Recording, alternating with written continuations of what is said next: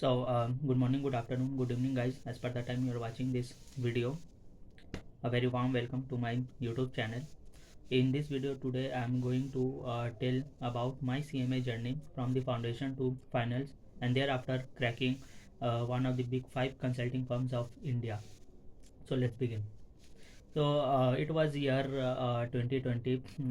Still, I remember that in the month of February 2020, I was searching कि क्या किया जाए. तब मेरा second semester of BCom honours college days चल रहा था. तो एंड मैं अपने सीनियर से भी ये चीज़ डिस्कस कर रहा था कि क्या किया जाए, किस कोर्स में एनरोलमेंट किया जाए, क्या ऐसा स्किल सीखा जाए कि जिसका फ्यूचर हो, अपने फ्यूचर में काफ़ी डिमांड हो. तब मेरे सीनियर ने CMA कोर्स के बारे में बताया था. हाँ, वो सीनियर आज वो सीनियर भी CMA है और is currently now placed very good, I should say, listed company, and his profile is also means very great in the field of costing. सो उन्होंने मुझे CMA कोर्स से इंट्रोड्यूस करवाया.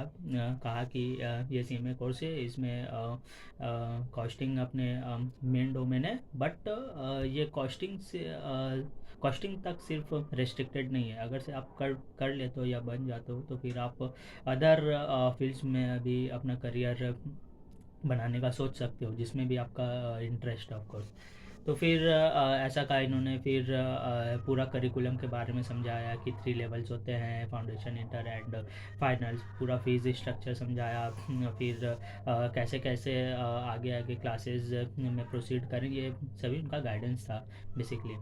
तो अभी मुझे याद है कि मंथ था फरवरी 2020, एंड तब से मैंने फाउंडेशन का तैयारी शुरू कर दिया था, क्योंकि मैंने सोचा था कि दिसंबर 2020 में अपना फाउंडेशन का ये एग्ज़ाम अपेयर करके इसे क्लियर करूँगा. और मैंने स्टार्टिंग से ही ये मन में बना रखा था कि भले ही रैंक आए चाहे ना आए, बट मुझे सभी लेवल्स फर्स्ट अटैम्प्ट में ही क्लियर करना है. और ये पॉजिटिव थिंकिंग मुझे काफ़ी हेल्प किया कि मैं पेशेंस रख पाऊँ, अपने अंदर कंसिस्टेंसी रख पाऊँ, जो कि काफ़ी इंपॉर्टेंट होता है ऐसे प्रोफेशनल कोर्सेज में.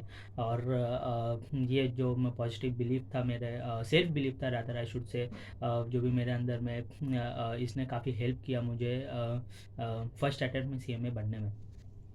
तो फरवरी मंथ था 2020, और मैंने फाउंडेशन का कोई क्लासेस नहीं लिया था. Yes, I am speaking truth, I am not over my shadowing, या बट यही ट्रूथ है कि 4 पेपर्स थे और मैंने चारों पेपर का क्लासेस बिल्कुल भी नहीं लिया था.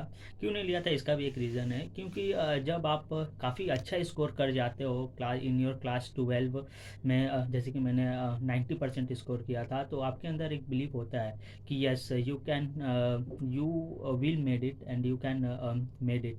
सो और बेसिकली जो भी अपना फाउंडेशन का सिलेबस भी होता है ना, जैसे अकाउंट्स हो गया, तब अपना कॉस्टिंग भी था.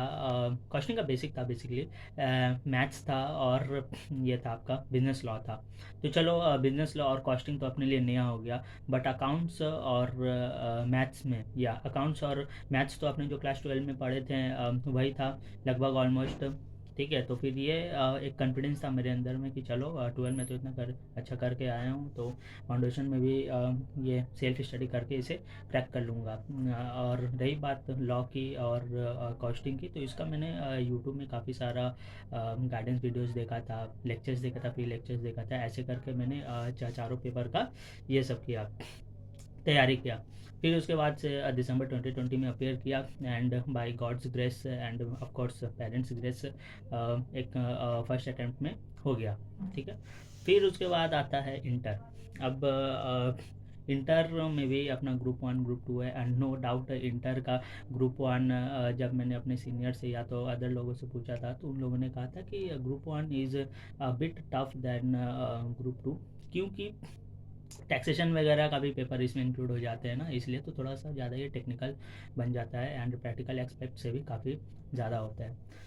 तो फिर अब मैंने ठाना कि ठीक है, फाउंडेशन हो गया, इंटर में भी आ गए हैं, तो इंटर में भी अकाउंट्स और कॉस्टिंग का क्लास नहीं लेंगे, yes, because at that time I was going through some financial crunch, so I thought that ठीक है चलो, सभी ट्यूशन में पैसा नहीं फंसाते हैं, कुछ चीज़ें खुद से भी करते हैं, खुद पे भी सेल्फ बिलीव रखते हैं, आगे बढ़ते हैं, देखते हैं क्या होता है कैसे होता है। तो ऐसा जो सेल्फ बिलीफ मैंने रखा, एंड अकाउंट्स और कॉस्टिंग का भी मैंने यूट्यूब रिसोर्सेज में काफ़ी सारा कुछ देखा, सीखा, किया। तो ऐसे करके अकाउंट्स कॉस्ट को किया, फिर लॉ का भी लॉ का क्लासेस लिया था, और डायरेक्ट टैक्सेशन का क्लासेस लिया था, क्योंकि टैक्सेशन तो अपने लिए पूरा नया था, तो उसका क्लासेस लेता नहीं तो गाइडेंस वगैरह मिलता नहीं, तो इसी के लिए दोनों क्लासेस लिया था, और लॉ का भी लिया था। जब लॉ का लिया था ना, तब मैंने मोहित अग्रवाल सर से लिया था। मोहित अग्रवाल सर हमेशा अपने वीडियोस में ना एक चीज़ बोलते थे कि CMA is a hidden gold mine, CMA is a hidden gold mine. तो उधर से ना काफ़ी मतलब वो होता है ना कि सेल्फ प्राउड महसूस होने लगा कि चलो सीएमए को चूज़ करके मैंने कोई गलती नहीं की।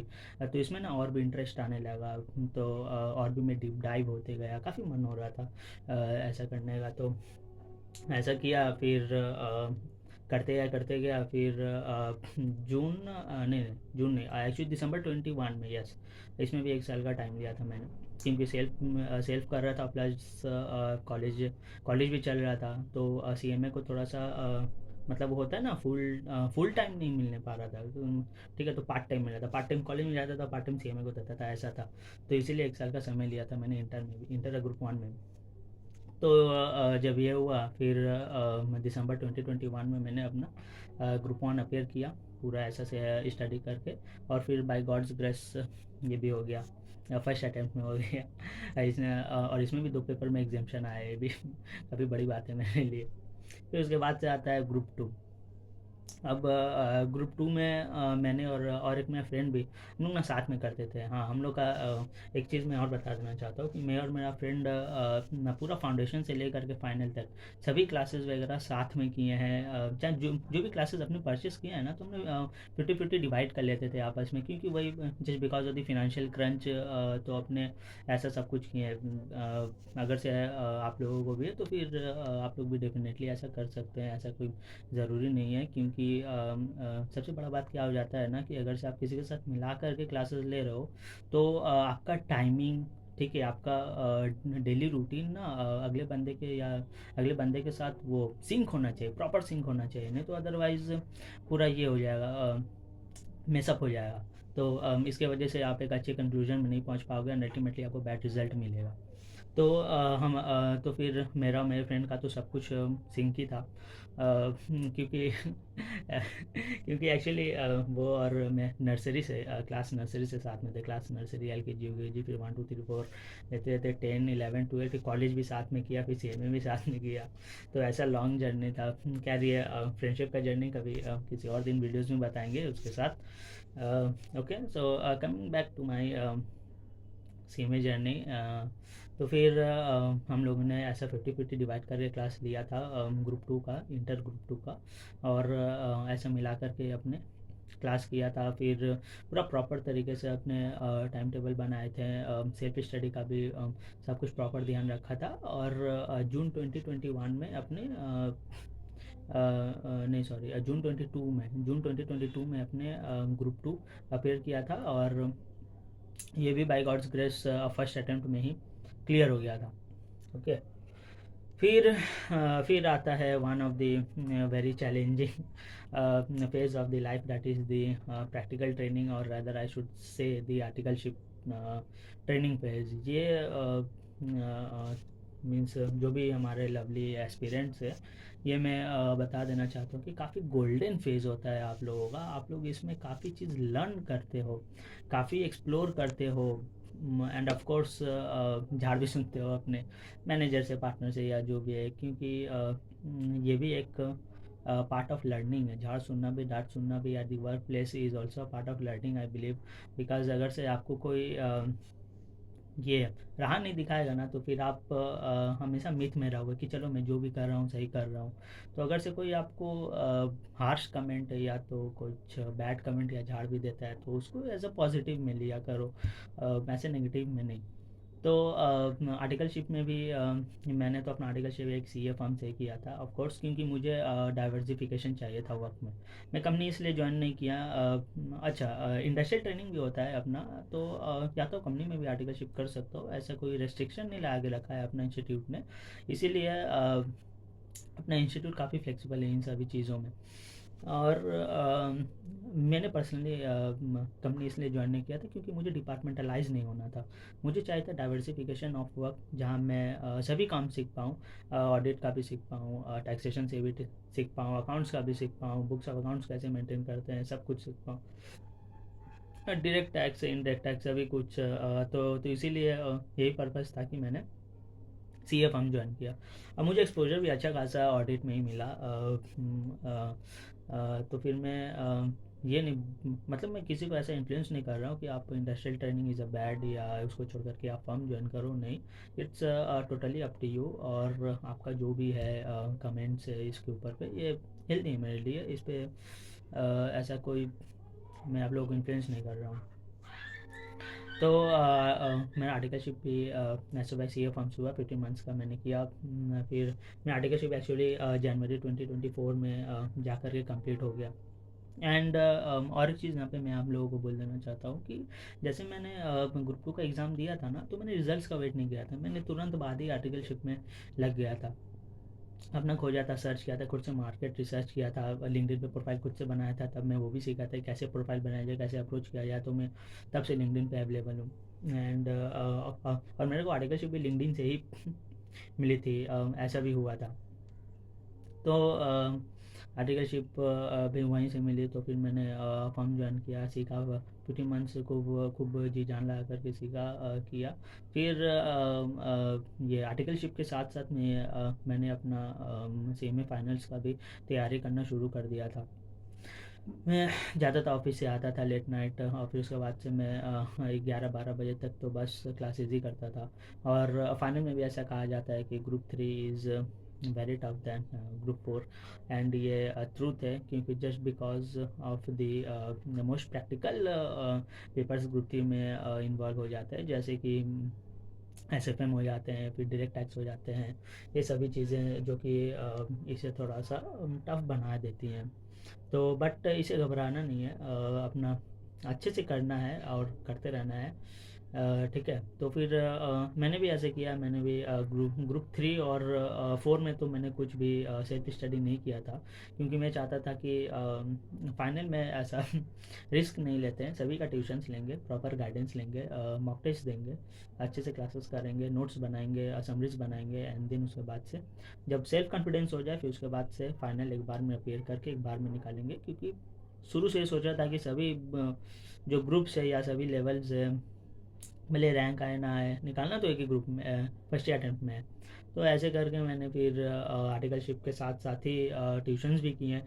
बट काफ़ी लोग क्या सोचते हैं कि पहले आर्टिकलशिप कर लूँ फिर ट्यूशन करूँ, तो ऐसे काफ़ी लेट हो जाता है। जी नहीं, आपको तो कम से कम मीन्स क्लासेस तो एटलीस्ट ख़त्म कर ही देना है आर्टिकलशिप के साथ, क्योंकि क्लासेस ही एक ऐसा चीज़ है जो काफ़ी वास्ट होते हैं, जिन्हें कंप्लीट करना काफ़ी ज़्यादा इंपॉर्टेंट है आई बिलीव। तो उसके बाद से तो क्या है, सेल्फ स्टडी है, फिर आप 12 घंटा, 15 घंटा, 18 घंटा लगा करके पढ़ो।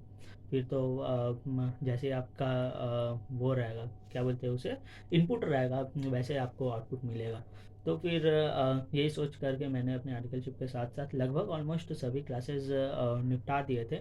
बस जिस पेपर में अमेंडमेंट्स होते हैं ना, जैसे कि टैक्सेशन हो गए, डायरेक्ट इनडायरेक्ट टैक्सेशन दोनों, और लॉ हो गए, तो इन सभी पेपर्स का क्लासेस मैंने नहीं लिया था, क्योंकि मैंने सोचा था कि चलो दिसंबर 2024 में अपेयर करूँगा, तो फिर उसी के हिसाब से जो उस पीरियड में जो भी अमेंडमेंट्स हुए रहेंगे as per the finance act, उसके हिसाब से क्लासेस लूँगा, तो फिर फ्रेश मुझे पढ़ने को मिलेगा। तो फिर इसीलिए मैंने आर्टिकलशिप के दौरान नहीं लिया था, क्योंकि क्या होता है, अगर से मैं आर्टिकलशिप के दौरान इन सभी पेपर्स का क्लासेस ले लेता ना, तो फिर अमेंडमेंट का अलग से मुझे करना पड़ता, जो कि एक टाइप का बर्डन ही होता मेरे पे।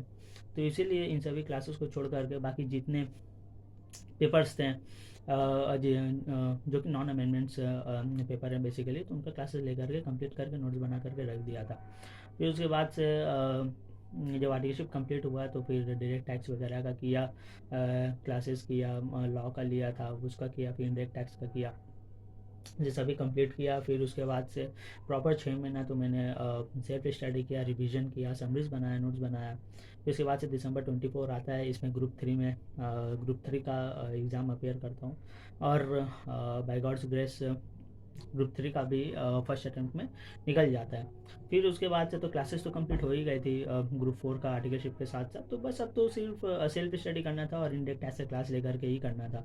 तो ग्रुप 4 में मैंने सिर्फ एक पेपर का क्लास छोड़ करके रखा था, इनडायरेक्ट टैक्स, जिसमें काफ़ी अमेंडमेंट्स आते हैं because of the GST council meetings, जो कि हर महीना 2 महीना में बैठक होती रहती है। तो कुछ ना कुछ नोटिफिकेशन सर्कुलर्स आ जाते हैं, जिसकी वजह से काफ़ी अमेंडमेंट्स डीटी से ज़्यादा अमेंडमेंट्स आईडीटी में आते हैं। तो इसीलिए फिर मैंने डीटी का भी ऐसे प्लानिंग किया था कि नहीं, जून 25 में अपेयर करूँगा ग्रुप 4। लास्ट ग्रुप है अपना सीएमए जर्नी का। तो इनडायरेक्ट टैक्स का भी ऐसे ही लूँगा।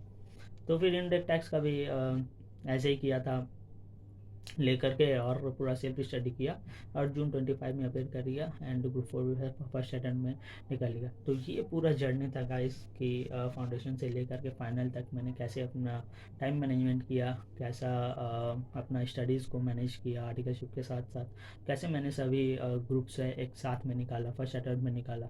और एक चीज़ मैं आपको ये भी बता देना चाहता हूँ कि अगर से ग्रुप 3 और ग्रुप 4 का मेरा पर्सनल फीलिंग था कि जब मैंने प्रिपरेशन इतना मतलब हार्ड किया था ना, सेल्फ प्रिपरेशन इतना हार्ड किया था, जब मैं एग्ज़ाम हॉल से बाहर निकलता था ना, तो एक सेल्फ बिलीफ होता था मन में कि हाँ हो जाएगा, मतलब हो जाएगा, मतलब हो ही जाएगा, ऐसा था फीलिंग।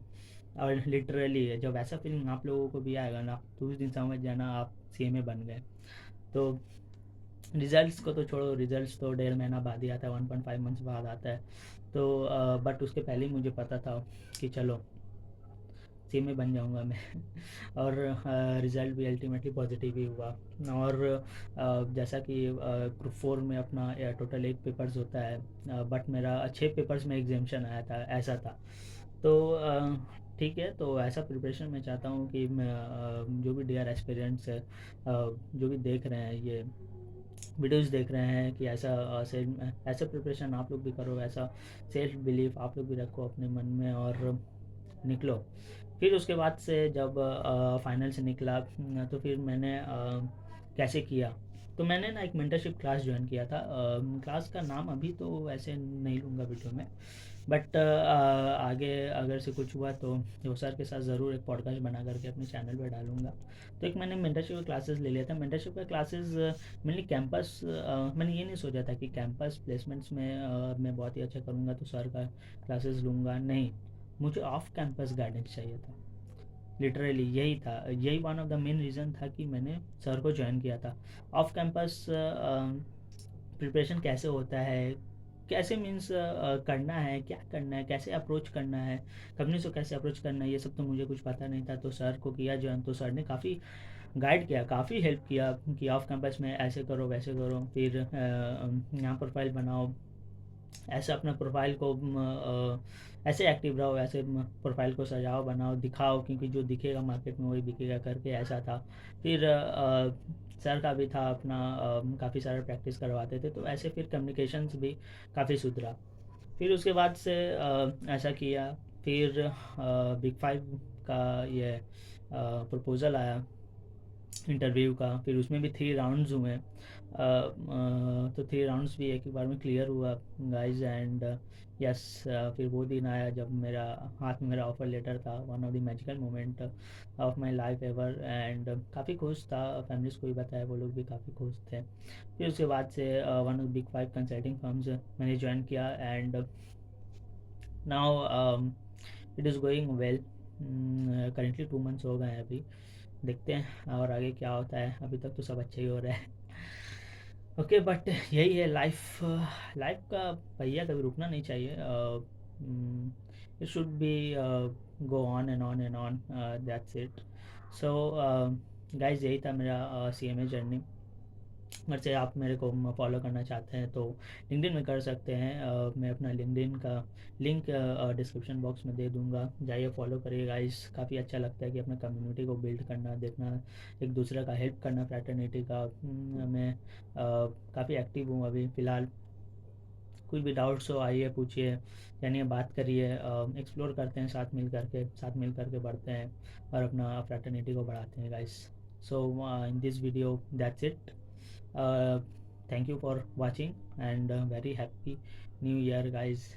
साल ख़त्म होने वाला है, अभी मैं बना रहा हूँ, काफ़ी अच्छा मौका है ये बनाने का, तो इसीलिए। Guys, so this is CM Aniket Pandit signing off for the day. Thank you.